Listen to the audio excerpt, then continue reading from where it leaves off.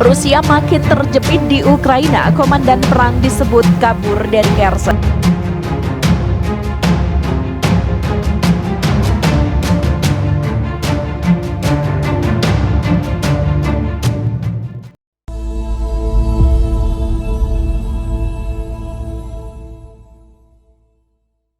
Di medan perang, Ukraina mengklaim komandan Rusia kabur dari Kherson dalam beberapa hari terakhir. Pasalnya pasukan Ukraina semakin gencar menyerang Rusia yang menduduki wilayah itu. Ukraina membuat pasukan Rusia frustasi di Kherson. Penggunaan sistem roket bergerak HIMARS pemberian Amerika Serikat atau AS dinilai efektif menghalau pasukan Rusia di Kherson. Kaburnya komandan Rusia disampaikan oleh Gubernur Distrik Mykolaiv Vitali Kim. Menurutnya, seluruh staf komando Rusia melarikan diri dari tepi barat sungai. Dia kemudian mengunggahnya pada pesan di media sosial Telegram. Di mana ia menggunakan kata hinaan umum untuk menggambarkan tentara Rusia. Saya sebenarnya kasihan, tetapi tak banyak kepada para ORC bodoh yang ditinggalkan di sisi tepi sungai Dnipro. Tuturnya menyebut tentara Rusia yang ditinggalkan komandonya. Para komandannya kabur ke arah sebaliknya, tambahnya. Sementara itu jurnalis Ukraina yang hanya dikenal sebagai Dmytro menegaskan para tentara Rusia merasa tertekan dengan kondisi tersebut. Sejujurnya jika mungkin 2 jenderal atau 5 kolonel pergi dari Kherson tak terlalu terlihat. Tetapi tentara biasa, penjajah Rusia mulai terlihat kurang ajar, katanya.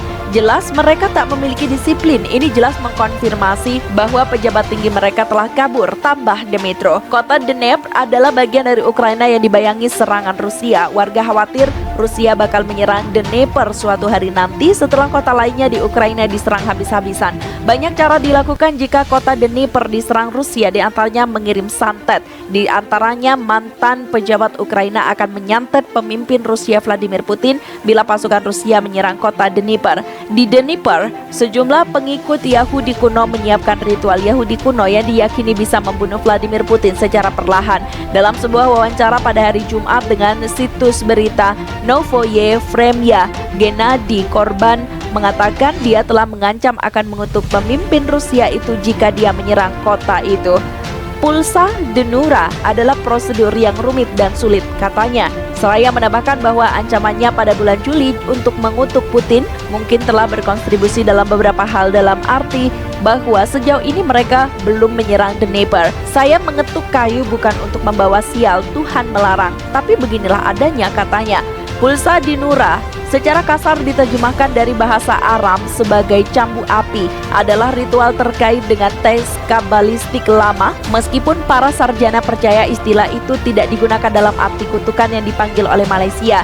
Ini menjadi alat politik di antara beberapa agama Yahudi di awal abad ke-20. Ritual dipercaya memaksa malaikat penghancur untuk tidak mengampuni dosa subjek, akhirnya membunuhnya. Diklaim pulsa Dinaura berhasil digunakan melawan Perdana Menteri Israel Yitzhak Rabin yang dibunuh oleh seorang ekstremis sayap kanan Israel pada tahun 1995.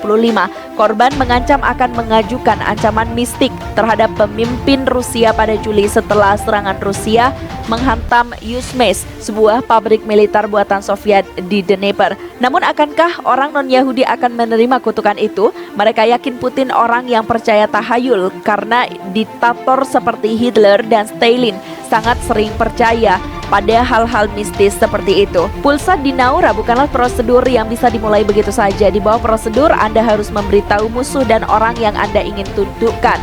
Katanya, saya telah memperingatkan Putin, biarkan dia berpikir dan membuat kesimpulan sekarang.